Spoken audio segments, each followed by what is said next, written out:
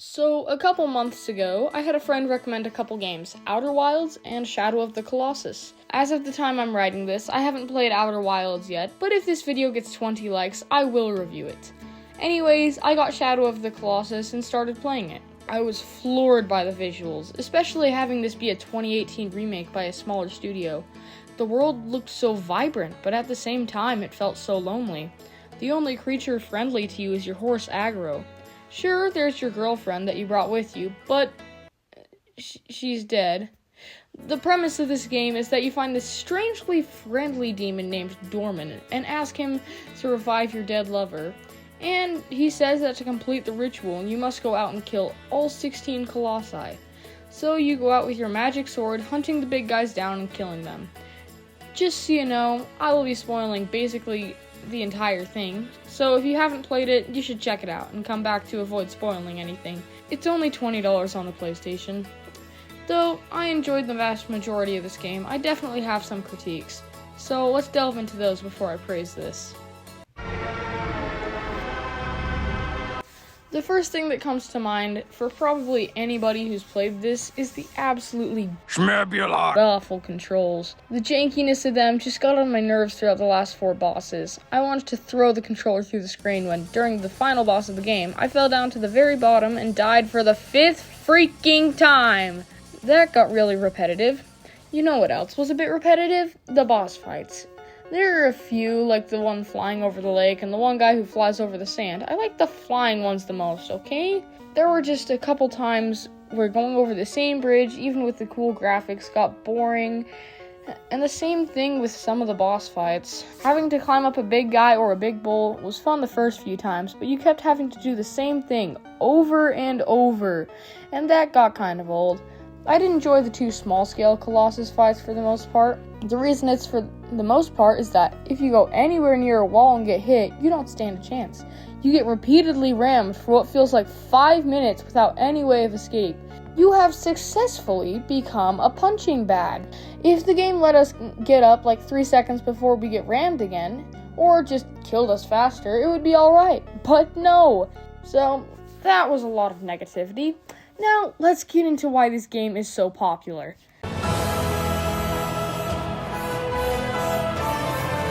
If you haven't been keeping track, most of my problems occur in the second half of the game. The reason I didn't pick on the first half is because the first half is absolutely breathtaking. None of the Colossus designs have gotten old, and the best Colossus is here. The whole game is atmospheric, but it's at its height here. This game manages to feel more lonely than the Great Plateau in Breath of the Wild.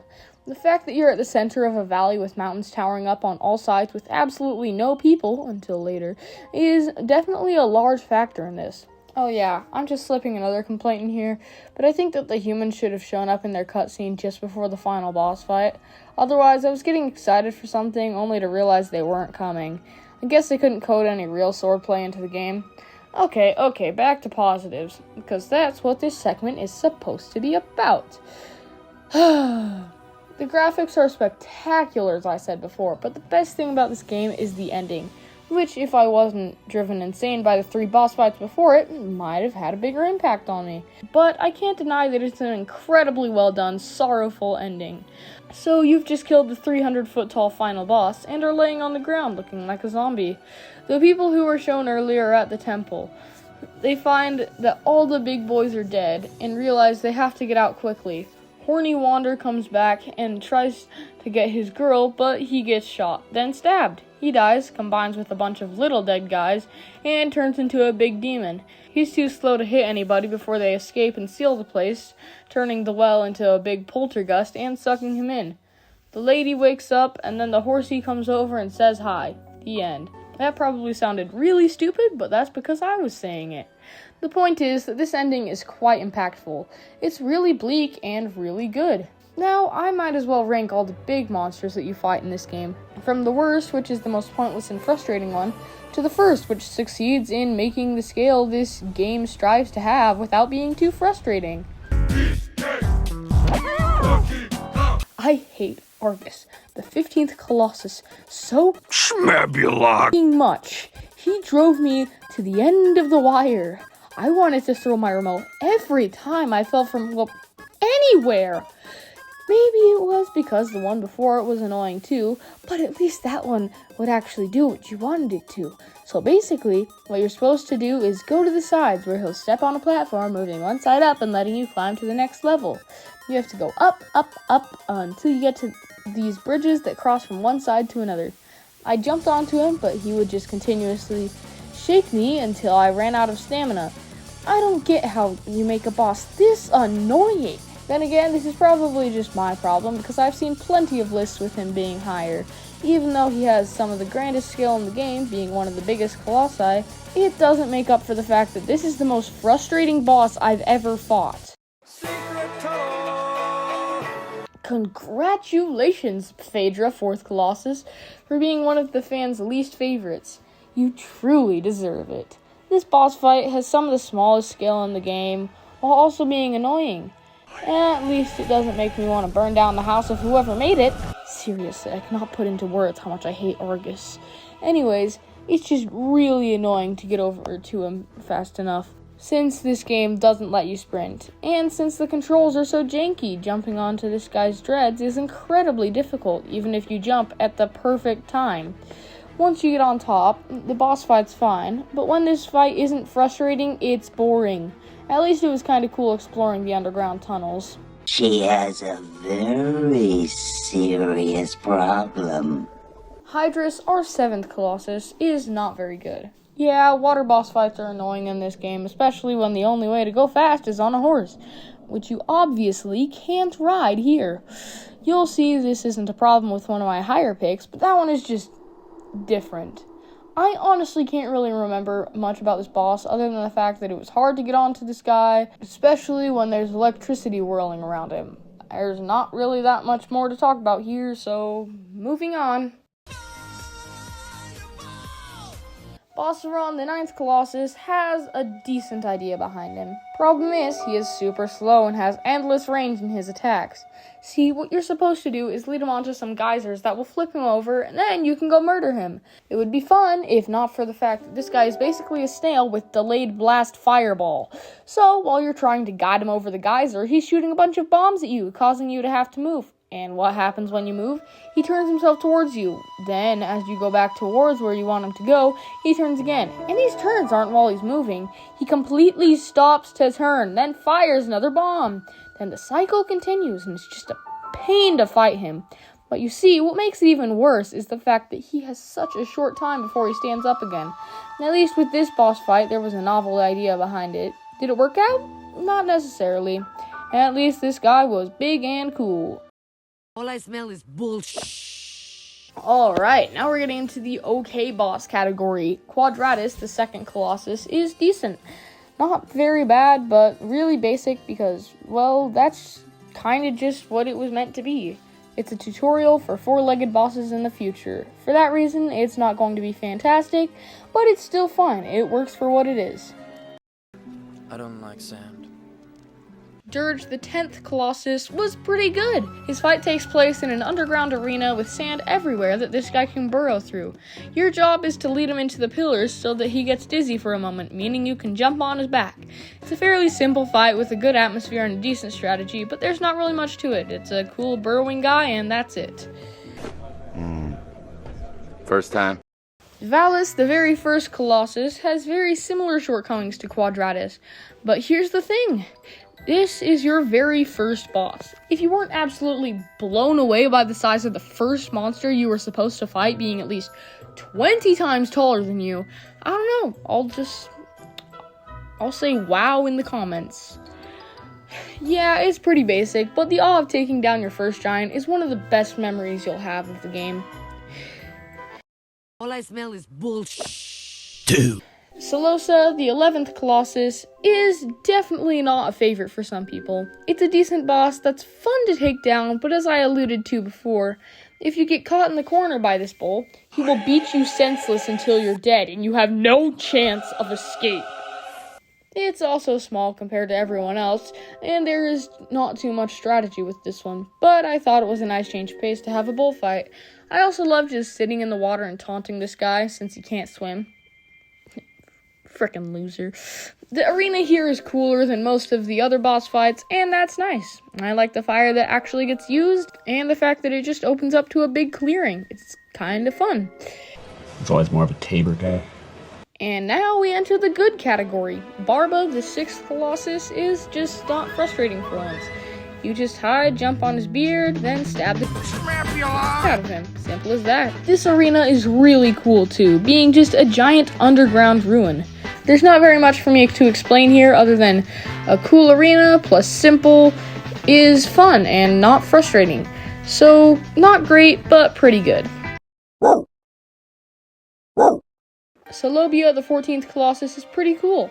I like luring this guy to accidentally crush himself. It's really fun.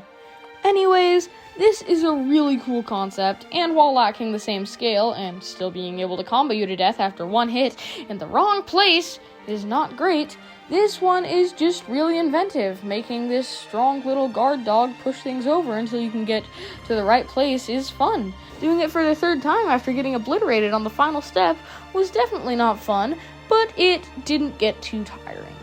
It's a different boss fight from most of the others, and that was nice. The Bluetooth device is ready to pair. Pelagia, the 12th Colossus, is a really cool and unique boss fight. After climbing up to the top of this guy, you get to hit the glowing blue teeth to move him. Why are they blue? Why are they glowing? I have no idea, and I don't care. It can get a bit annoying when you can't get him in quite the right direction, but overall, it's a good boss fight. That's a harp. And that's a dress. Rub. Coming in 5th place, we have Malice. It's a fantastic final boss. Very difficult, but also very fun. If not for the janky controls, he could have made top 3, but no. The fact that as soon as you get onto the arm just before the end, he violently shakes himself so much that no matter what you do, you fall is just incredibly annoying and the only thing holding this down. Otherwise, this has all the scale, all the scope, and introduces some new mechanics, which isn't always a good thing, but it works here. I love the way to get to him since the big guy also has fireballs. You have to hide behind cover and go down in tunnels to get to him, but it's not too frustrating. Once you get there, you get to climb up his dress like Nathan Drake. Eventually you stab him a couple times, which gives you the way to his head, and then you can stab him in the head and murder him. It's just a really great final boss, but the weird controls of this game hold it back. Knock you in your head with my stick, Gaius, the 3rd boss, is in 4th place. It's a fun boss fight that is very nicely done. He became the premier part of this game. He was on the cover, he was a profile picture, and he also happens to be one of the best bosses. It's a relatively simple boss fight with 2 phases, or whatever you want to call them. But once the 2nd phase kicks in, this game shows you how difficult it can be. Holding onto this guy's big stick was really hard.